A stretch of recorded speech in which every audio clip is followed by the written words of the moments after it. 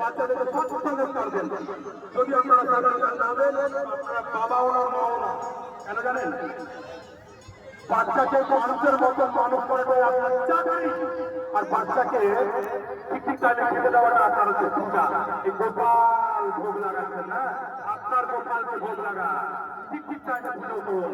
গোপালকে ভোগ লাগানোর সমান পূর্ণ পাবেন একটা গোমাতাকে যদি আপনার সকালে খেতে দেন। গোমাতা শ্রীকৃষ্ণের 56 ভোগের মহা মানে শ্রীকৃষ্ণ ভগবানের 56 ভোগের পূর্ণ পাবেন একটা গোমাতাকে। আপনারা বোঝার চেষ্টা করুন। আমার নিরবধি আপনারা দয়া করে দেশি গোমাতাও করে দিয়েছেন। দেশি গোমাতাকে ভোগ বলা হয়।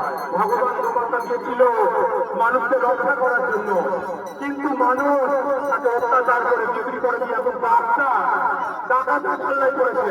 শুনুন,